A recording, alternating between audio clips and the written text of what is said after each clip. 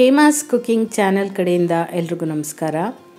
ಬಿಸಿ ಬಿಸಿ ಮುದ್ದೆ, ಒಂದು ಸ್ವಲ್ಪ ಉಪ್ಸಾರು, ಅದ್ರ ಜೊತೆಗೆ ಖಾರವಾಗಿ ಉಪ್ಸಾರಿನ ಖಾರ, ಜೊತೆಗೆ ಒಂದು ಸ್ವಲ್ಪ ಹುಳಿ ಹೆಚ್ಚು ಕಮ್ಮಿ ಮಾಡ್ಕೊಳ್ಳೋದಕ್ಕೆ ಒಂದು ಅರ್ಧ ಹೋಳಷ್ಟು ನಿಂಬೆಹಣ್ಣು, ಹಾಗೆ ಈ ಉಪ್ಸಾರನ್ನ ಅವರೆಕಾಳಲ್ಲಿ ಮಾಡಿರೋದ್ರಿಂದ ಅವರೆಕಾಳು ಉಸ್ಲಿ ಒಂಚೂರು, ಇದಿಷ್ಟು ಇದ್ಬಿಟ್ರಂತೂ ಇನ್ನೇನು ಬೇಕಲ್ವಾ. ಇದಕ್ಕಿಂತ ಭರ್ಜರಿ ಊಟ, ಹಾಗೆಯೇ ಆರೋಗ್ಯವಾಗಿರುವಂಥ ಊಟ ಮತ್ತೊಂದಿಲ್ಲ ಅನ್ಕೋತೀನಿ. ಬನ್ನಿ ಹಾಗಿದ್ರೆ ಇವತ್ತು ನಮ್ಮ ಕರ್ನಾಟಕದ ಸ್ಪೆಷಲ್ಲು ಮುದ್ದೆ ಅವರೆಕಾಳು ಉಪ್ಸಾರು ಮಾಡೋದು ಹೇಗೆ ಅಂತ ನೋಡೋಣ. ಅದಕ್ಕೂ ಮುಂಚೆ ನೀವು ನನ್ನ ಚಾನಲ್ಗೆ ಹೊಸಬರಾಗಿದ್ದರೆ ದಯವಿಟ್ಟು ಸಬ್ಸ್ಕ್ರೈಬ್ ಮಾಡ್ಕೊಳ್ಳಿ, ಹಾಗೆ ಪಕ್ಕದಲ್ಲಿ ಕಾಣೋ ಬೆಲ್ನ ಕ್ಲಿಕ್ ಮಾಡಿದಾಗ ನಾನು ಯಾವುದೇ ಹೊಸ ವಿಡಿಯೋ ಹಾಕಿದ್ರೂ ನಿಮಗೆ ನೋಟಿಫಿಕೇಷನ್ ಬರುತ್ತೆ. ಮೊದಲನೇದಾಗಿ ಒಂದು ಪಾತ್ರೆಯಲ್ಲಿ ನೀರು ಕಾಯಕ್ಕಿಟ್ಕೋಬೇಕು. ನೀರು ಸ್ವಲ್ಪ ಕಾಯ್ತಾ ಇದ್ದಂಗೆ ಅವರೆಕಾಳನ್ನ ಚೆನ್ನಾಗಿ ತೊಳೆದ್ಬಿಟ್ಟು ಇದಕ್ಕೆ ಹಾಕ್ಕೋಬೇಕು. ನಾನಿವತ್ತು ಅವರೆಕಾಳಲ್ಲಿ ತೋರಿಸ್ತಾ ಇದ್ದೀನಿ. ಸೀಸನ್ ಆಗಿರೋದ್ರಿಂದ ನೀವು ಇದನ್ನು ತೊಗರಿ ಕಾಳಲ್ಲಿ ಅಥವಾ ಹಲಸಂದೆ ಕಾಳಲ್ಲಿ ಮಾಡ್ಕೋಬೋದು. ಅವೆರಡೂ ಕೂಡ ಇದರಷ್ಟೇ ಚೆನ್ನಾಗಿರುತ್ತೆ. ಹಾಗೆ ಖಾರಕ್ಕೆ 8ರಿಂದ 10 ಹಸಿಮೆಣಸಿನ್ಕಾಯಿ. ಇದೆಲ್ಲ ಬೇಯೋಷ್ಟರಲ್ಲಿ ಒಂದು ಬದನೆಕಾಯಿನ ಸ್ವಲ್ಪ ಎಣ್ಣೆ ಸವರ್ಕೊಂಡು ಸುಟ್ಕೊಂಡು ಬಿಡೋಣ. ಎಣ್ಣೆ ಸವರೋದ್ರಿಂದ ನಮಗೆ ಮೇಲಿನ ಸಿಪ್ಪೆ ಸುಲಭನಾಗಿ ಬಿಚ್ಚೋದಕ್ಕೆ ಅವಕಾಶ ಆಗುತ್ತೆ. ಹಾಗಾಗಿ ಬದನೆಕಾಯಿನ ಸ್ವಲ್ಪ ಎಣ್ಣೆ ಸವರ್ಕೊಂಡು ಈ ರೀತಿ ಗ್ಯಾಸ್ ಮೇಲೆ ಫ್ರೈ ಮಾಡ್ಕೊಳ್ಳೋದು ಒಳ್ಳೆಯದು. ನೀವು ಅಂದ್ಕೋಬೋದು ಇದೇನಪ್ಪ ಬದನೆಕಾಯಿನ ಹಾಕ್ತಾರ ಯಾರಾದರೂ ಉಪ್ಸಾರಲ್ಲಿ ಅಂತ. ಒಂದು ಸರಿ ಹಾಕಿ ನೋಡ್ರಿ, ಆಮೇಲೆ ಬದನೆಕಾಯಿ ಇಲ್ಲದೆ ನೀವು ಉಪ್ಸಾರೇ ಮಾಡಲ್ಲ, ಅಷ್ಟು ಚೆನ್ನಾಗಿರುತ್ತೆ. ಬದನೆಕಾಯಿನ ಈ ರೀತಿ ಚಾಕುನಲ್ಲಿ ಚುಚ್ಚಿದಾಗ ಸ್ವಲ್ಪ ಸಾಫ್ಟ್ ಆಗಿರುತ್ತೆ. ಆಗ ಇದನ್ನು ತೆಗೆದು ಪೂರ್ತಿ ತಣ್ಣಗಾದ್ಮೇಲೆ ಮೇಲಿನ ಸಿಪ್ಪೆ ತೆಗೆದು ರೆಡಿ ಮಾಡಿ ಇಟ್ಕೋಬೇಕು. ಹಾಗೆ ಕಾಳು ಕೂಡ ಬೇಯ್ತಾ ಇದೆ. ಅದಕ್ಕೆ ಒಂದು ಸ್ವಲ್ಪ ಉಪ್ಪನ್ನು ಹಾಕಿದಾಗ ಕಾಳಿಗೆ ಚೆನ್ನಾಗಿ ಉಪ್ಪನ್ನು ಹಿಡಿಯುತ್ತೆ. ಹೀಗೆ ಉಪ್ಪು ಹಾಕಿ ಒಂದು 5ರಿಂದ 10 ನಿಮಿಷ ಕುದಿಸ್ಕೊಂಡಿದ್ದ ನಂತರ ನೋಡಿ ಕಾಳೆಲ್ಲ ಚೆನ್ನಾಗಿ ಬೆಂದಿದೆ. ಈಗ ಇದರಲ್ಲಿರೋವಂಥ ಹಸಿಮೆಣಸಿನ್ಕಾಯಿ ಎಲ್ಲ ರುಬ್ಬೋದಕ್ಕೆ ತೆಗೆದುಬಿಡೋಣ. ನೀವು ಕುಕ್ಕರಲ್ಲಿ ಬೇಕಿದ್ದರೂ ಕಾಳನ್ನ ಬೇಯಿಸ್ಕೋಬೋದು, ಆದರೆ ಪಾತ್ರೆಯಲ್ಲಿ ಬೇಯಿಸಿದಾಗ ಏನಾಗುತ್ತೆ ಅಂದರೆ ಕಾಳಿನ ಕಟ್ಟು ನಿಮಗೆ ಚೆನ್ನಾಗಿ ಬಿಡುತ್ತೆ ಅಂತ. ಕುಕ್ಕರಲ್ಲಿ ನಿಮಗೆ ಅಷ್ಟು ಚೆನ್ನಾಗಿ ಟೇಸ್ಟ್ ಬರಲ್ಲ. ಆ ನೀರಲ್ಲಿ ಆ ಕಾಳಿಂದು ಸಾರ ಎಲ್ಲ ಅಷ್ಟು ಬಿಟ್ಟಿರಲ್ಲ. ಹಾಗಾಗಿ ಒಂದು ಸ್ವಲ್ಪ ಗ್ಯಾಸ್ ಖರ್ಚಾಗುತ್ತೆ, ಆದರೆ ಟೇಸ್ಟ್ ಅದ್ಭುತವಾಗಿದೆ ಅಂದಾಗ ಹೀಗೆ ಪಾತ್ರೆಯಲ್ಲಿ ಮಾಡ್ಕೋಬೋದಲ್ವ. ಒಂದು ಎಕ್ಸ್ಟ್ರಾ ಇನ್ನೊಂದು 5-10 ನಿಮಿಷ ಹಿಡಿಯುತ್ತೆ ಅಷ್ಟೇ. ಕುಕ್ಕರು ಕೂಗಿ ತಣ್ಣಗಾಗೋದು ಎಲ್ಲ ನೋಡಿಕೊಂಡ್ರೆ ಪಾತ್ರೆಯಲ್ಲೂ ಅದೇ ಟೈಮ್ಗೆ ಕಾಳೆಲ್ಲ ಬೆಂದಿರುತ್ತೆ.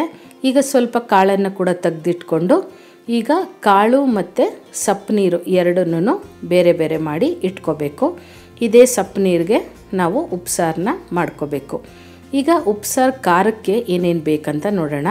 ಸುಟ್ಕೊಂಡಿರುವಂಥ ಬದನೆಕಾಯಿ ಸುಟ್ಟಿರೋದ್ರ ಮೇಲೆ ಸಿಪ್ಪೆ ಎಲ್ಲ ತೆಗೆದು ಇಟ್ಕೊಂಡಿದ್ದೀನಿ. ಜೊತೆಗೆ ನಾವೇನು ಬೇಯಿಸ್ಕೊಂಡ್ವಿ ಹಸಿಮೆಣಸಿನ್ಕಾಯಿ, ಸ್ವಲ್ಪ ಬೆಂದಿರೋವಂಥ ಕಾಳು, ಒಂದು ಅರ್ಧ ಹೋಳಷ್ಟು ಗಾತ್ರದ ನಿಂಬೆ ಹಣ್ಣಿನ ಅಷ್ಟು ಹುಣಸೆ ಹಣ್ಣು, ಜೀರಿಗೆ, ಒಂದು 4ರಿಂದ 5 ಕಾಳಷ್ಟು ಮೆಣಸು, ಬೆಳ್ಳುಳ್ಳಿ, ಕೊತ್ತಂಬರಿ ಸೊಪ್ಪು. ಇದಿಷ್ಟು ಉಪ್ಸಾರಿಗೆ ಬೇಕಾದಂಥ ಮಸಾಲೆ ಐಟಮ್ಗಳು. ಈಗ ಈ ಎಲ್ಲದನ್ನು ಹಾಕ್ಕೊಂಡು ತರ್ತರಿಯಾಗಿ ರುಬ್ಕೊಳ್ಳೋಣ. ತುಂಬ ನುಣ್ಣಗೆ ಬೇಡ, ತುಂಬ ನುಣ್ಣಗೆ ರುಬ್ಬಿಟ್ರೆ ನಿಮಗೆ ಟೇಸ್ಟ್ ಅಷ್ಟು ಚೆನ್ನಾಗಿರಲ್ಲ. ತರ್ತರಿಯಾಗಿ ಈ ಕಾಳು ಎಲ್ಲ ಒಂದು ಸ್ವಲ್ಪ ಬಾಯಿಗೆ ಸಿಗ್ತಾಯಿದ್ರೆ ತುಂಬಾ ಚೆನ್ನಾಗಿರುತ್ತೆ. ಈಗ ನಾವು ಹಸಿಮೆಣಸಿನ್ಕಾಯಿ ಉಪಯೋಗಿಸಲ್ಲ ಅಂತ ಅನ್ನೋರು ಒಣಮೆಣಸಿನ್ಕಾಯಿನ ಹುರಿದ್ಬಿಟ್ಟು ನೀವು ಸೇರಿಸ್ಕೋಬೋದು ಹಸಿಮೆಣಸಿನ್ಕಾಯಿ ಬದಲಾಗಿ. ಈಗ ಬದನೆಕಾಯಿ ಮತ್ತು ಕೊತ್ತಂಬರಿ ಸೊಪ್ಪು ಇವೆರಡನ್ನು ಬಿಟ್ಟು ಮಿಕ್ಕ ಎಲ್ಲ ಪದಾರ್ಥಗಳನ್ನೂ ಹಾಕ್ಕೊಂಡು ತರ್ತರಿಯಾಗಿ ರುಬ್ಕೊಳ್ಳೋಣ. ಯಾಕಂದರೆ ಬದನೆಕಾಯಿ ಎಲ್ಲ ಬೆಂದಿರೋದ್ರಿಂದ ನಾವು ಲಾಸ್ಟಲ್ಲಿ ಬದನೆಕಾಯಿ ಮತ್ತು ಕೊತ್ತಂಬರಿ ಸೊಪ್ಪು ಹಾಕ್ಕೊಂಡು ಜಸ್ಟ್ ಒಂದೇ ಒಂದು ರೌಂಡು ಮಿಕ್ಸಿನಲ್ಲಿ ಓಡಿಸ್ಕೊಂಡ್ರೆ ಸಾಕು.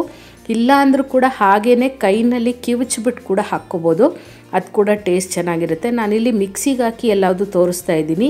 ನೀವು ಇದೇ ಸಾಮಗ್ರಿಗಳನ್ನ ಕೈನಲ್ಲಿ ಚೆನ್ನಾಗಿ ಕಿವುಚ್ಬಿಟ್ಟು ಕೂಡ ಮಾಡ್ಕೋಬೋದು. ಆಗ ನೀವು ಜೀರಿಗೆ ಪುಡಿ ಮತ್ತು ಮೆಣಸಿನ ಪುಡಿನ ಸೇರಿಸ್ಕೋಬೇಕಾಗತ್ತೆ. ಇಲ್ಲಾಂದರೆ ಜೀರಿಗೆ ಮೆಣಸನ್ನ ಕುಟ್ಬಿಟ್ಟು ಕೂಡ ಹಾಕ್ಕೋಬೋದು. ಈಗ ಖಾರ ರೆಡಿಯಾಗಿದೆ. ರೆಡಿಯಾದಂಥ ಖಾರನ ನಾವೇನು ನೀರು ಬಸ್ತಿಟ್ಕೊಂಡಿದ್ವಿ, ಇದನ್ನು ಸಪ್ಪು ನೀರು ಅಂತ ಕರಿತೀವಿ ನಮ್ಮ ಮನೆಗಳಲ್ಲಿ. ಇದಕ್ಕೆ ನಿಮಗೆ ಎಷ್ಟು ಬೇಕೋ ಅಷ್ಟು ಖಾರನ ನೋಡಿಕೊಂಡು ಕಲಿಸ್ಕೊಳ್ಳಿ. ಈಗ ಮಕ್ಕಳೆಲ್ಲ ಇದ್ದಾಗ ತುಂಬ ಖಾರ ತಿನ್ನಲ್ಲ, ದೊಡ್ಡವರಾದರೆ ತಿಂದುಬಿಡ್ತಾರೆ. ಅಂಥ ಟೈಮ್ನಲ್ಲಿ ಸ್ವಲ್ಪ ಖಾರನ ಕಲಿಸ್ಕೊಳ್ಳಿ. ನೀವು ತಟ್ಟೆಗೆ ಸಾರನ್ನು ಹಾಕ್ಕೊಂಡಾಗ ಎಕ್ಸ್ಟ್ರಾ ಖಾರನ ಹಾಕ್ಕೊಂಡು ಕೂಡ ಕಲಿಸ್ಕೋಬೋದು.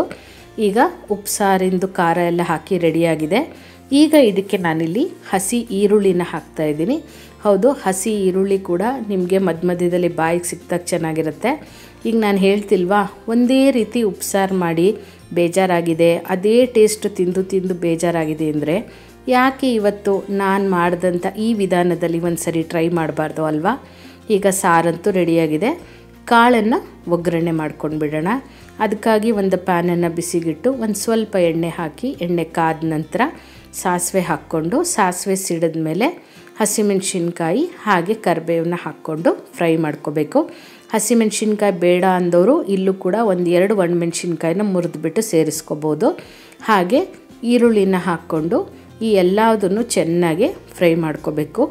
ಈ ಎಲ್ಲದನ್ನು ಕೆಲವರು ಏನಂದರೆ ಉಪ್ಸಾರಲ್ಲಿ ಕಾಳನ್ನು ಬೇಯಿಸ್ಕೊಂಡು ಹಾಗೇ ಉಪಯೋಗಿಸ್ಬಿಡ್ತಾರೆ. ಆದರೆ ಆ ಕಾಳಿಗೆ ಒಂದು ಸ್ವಲ್ಪ ಒಗ್ಗರಣೆ ಕೊಟ್ಟಾಗ ನಿಮಗೆ ತಿನ್ನೋದಕ್ಕೆ ತುಂಬಾ ರುಚಿಯಾಗಿರುತ್ತೆ. ಈಗ ಈರುಳ್ಳಿ ಎಲ್ಲ ಫ್ರೈ ಆಗಿದೆ. ಇಷ್ಟು ಫ್ರೈ ಆದರೆ ಸಾಕು. ಈಗ ಇದಕ್ಕೆ ತುರಿದಿರೋವಂಥ ತೆಂಗಿನಕಾಯಿನ ಸೇರಿಸ್ಕೊಂಡು ಅದನ್ನು ಕೂಡ ಸ್ವಲ್ಪ ಫ್ರೈ ಮಾಡ್ಕೋಬೇಕು.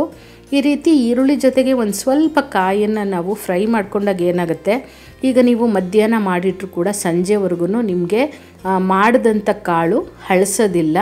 ಇಲ್ಲ ಅಂದರೆ ಹಸಿಕಾಯಿ ಹಾಕಿರೋದ್ರಿಂದ ಬೇಗ ಕೆಡೋ ಚಾನ್ಸಸ್ ಇರುತ್ತೆ. ಹಾಗಾಗಿ ಒಂದು 2 ನಿಮಿಷ ಕಾಯಿನ ಹುರ್ಕೊಂಡ್ಬಿಟ್ಟು ನಂತರ ಕಾಳನ್ನು ಹಾಕ್ಕೊಂಡಾಗ ನಿಮಗೆ ತುಂಬ ಹೊತ್ತು ಮಾಡಿದಂಥ ಪಲ್ಯ ಹಳಸದೇ ಇರುತ್ತೆ. ಈಗ ನಾವೇನು ಬೇಯಿಸಿಟ್ಕೊಂಡಿದ್ವಿ ಅವರೆಕಾಳು, ಅದನ್ನು ಹಾಕ್ಕೊಂಡು ಇದನ್ನು ಈ ಕಾಯಿ ಈರುಳ್ಳಿ ಜೊತೆ ಎಲ್ಲ ಚೆನ್ನಾಗಿ ಮಿಕ್ಸ್ ಮಾಡ್ಕೋಬೇಕು.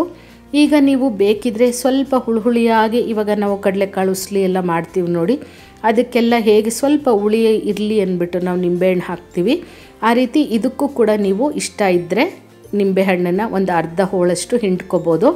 ಇಲ್ಲ ಅಂದರೂ ಕೂಡ ಹಾಗೆ ಕೂಡ ಚೆನ್ನಾಗಿರುತ್ತೆ. ಇನ್ನೇನಪ್ಪ, ಚಳಿ ಅಲ್ವಾ, ಇಂಥ ಟೈಮ್ನಲ್ಲಿ ಅದರಲ್ಲೂ ಸೀಸನ್ನಲ್ಲಿ ಅವರೆಕಾಳು ಸಿಗೋವಾಗ ಹಸಿಯಾಗಿ ಅವರೆಕಾಳದ್ದು ಉಪ್ಸಾರು ಮಾಡಿಕೊಂಡು ಜೊತೆಗೊಂದಿಷ್ಟು ಮುದ್ದೆ ಮಾಡಿಕೊಂಡು ತಿಂತಾಯಿದ್ರೆ ಆರೋಗ್ಯವಾಗಿರೋದಕ್ಕೆ ಮತ್ತಿನ್ನೇನು ಬೇಕು. ಇವತ್ತು ನಾನು ಮಾಡಿದಂಥ ಈ ವಿಧಾನ ನಿಮಗೂ ಕೂಡ ಇಷ್ಟ ಆದರೆ ನೀವು ಮನೆಯಲ್ಲಿ ಒಂದು ಸರಿ ಟ್ರೈ ಮಾಡಿ ಹೇಗೆ ಬಂತು ಅಂತ ನನಗೆ ಕಮೆಂಟ್ ಮೂಲಕ ತಿಳಿಸ್ತೀರಾ ಅಲ್ವಾ? ಹಾಗೆ ಇದೇ ರೀತಿ ಹಳ್ಳಿ ಶೈಲಿಯ ಸಾರುಗಳು ಅಥವಾ ಬೇರೆ ಅಡುಗೆಗಳು ಯಾವುದಾದ್ರೂ ಬೇಕಿದ್ದರೆ ಖಂಡಿತ ನನಗೆ ಕಮೆಂಟ್ ಮೂಲಕ ತಿಳಿಸಿ. ಆದಷ್ಟು ಮಾಡಿ ತೋರಿಸೋ ಪ್ರಯತ್ನ ಮಾಡ್ತೀನಿ. ಮತ್ತಷ್ಟು ಈಸಿಯಾದಂಥ ರೆಸಿಪೀಸ್ಗಾಗಿ ಹಾಗೆ ಟಿಪ್ಸ್ಗಾಗಿ ಹೇಮಾಸ್ ಕುಕಿಂಗ್ ಚಾನಲ್ನ ಮರಿದೇ ಸಬ್ಸ್ಕ್ರೈಬ್ ಮಾಡ್ಕೊಳ್ಳಿ. ಹಾಗೆ ಸ್ಕ್ರೀನ್ ಮೇಲೆ ಕಾಣ್ತಾ ಇರೋವಂಥ ಫೋಟೋಸ್ ಮೇಲೆ ಕ್ಲಿಕ್ ಮಾಡಿದಾಗ ಕೂಡ ನೀವು ಆ ವಿಡಿಯೋಸ್ನ ಕೂಡ ವಾಚ್ ಮಾಡ್ಬೋದು. Thank you.